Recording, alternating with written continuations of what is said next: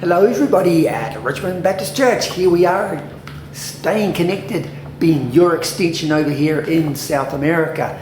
Now it's been an interesting few months over the last few months, and I'd like to share a little bit about what's been happening over here in your neighbouring country, in your neighbouring continent in Colombia.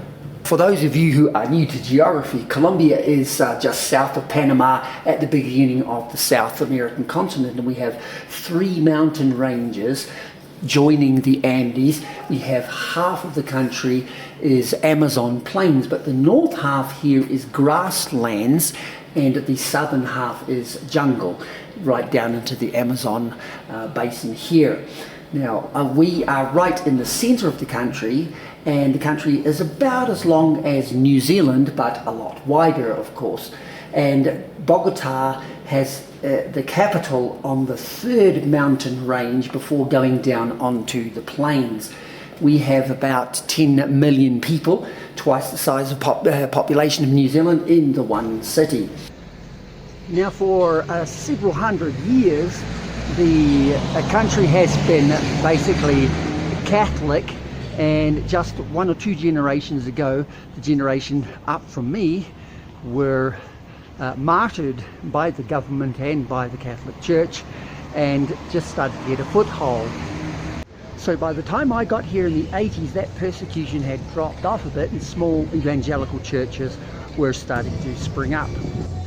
Small churches like this one, and they called them garage churches, and back in the 80s that's what we were doing, trying to encourage these small garage churches, until those garage churches turned into ones like this one here, which is actually part of this mega church, which literally takes up the whole neighborhood, over 40 buildings.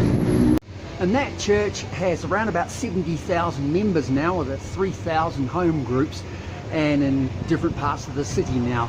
Now the pastor, his parents were Australian, and we knew them quite well, and this pastor in his younger years came to this church, which used to be a house, but it got demolished and they built this building, and that's the church that we go to on the second floor behind the red.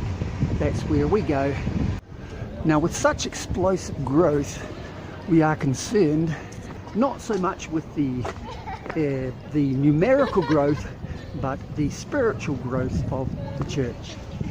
So where our role back in the 80s was evangelism, it is now more of encouraging the church to grow and to also evangelize further afield in missions. So a number of the people from that big mega church close to here brings clothes and donations for us to save up to send down to the poor people in the south. Now, over the last 80 years, we've had a lot of guerrilla warfare, particularly in these more remote areas along the borders, as the guerrillas can nip in and out of the country with the help of neighbouring dictators and such like. So I've been in Bogota for quite a while, but in recent years I have managed to get to smaller towns, first cities, then towns, and then to this area here called Vichada, which is very flat, remote, no roads, and there's indigenous groups that we've been working with. Now the church has done quite a decent job in starting to evangelize, and missionaries evangelizing indigenous groups in the jungle areas here, around here, and all around the borders. And we have about 118 or 120 different language groups. And one way we can encourage those indigenous groups is to repair and send guitars to them so that they can have something of a worship team. And thanks to the Christmas tree gifts, we're able to refill the printer with ink and start translating material to support the Bible. Taking guitars and literature to these tribes is not only time consuming, it's expensive and dangerous. I've had to cancel a number of trips because there's been guerrilla presences there and getting worse. So it's quite a logistic task to try and get them to them.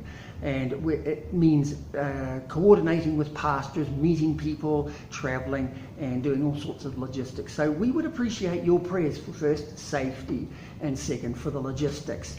And thank you for your continued support, because you are getting these things to helping the Colombian church. particularly the Indigenous ones as well as the city ones.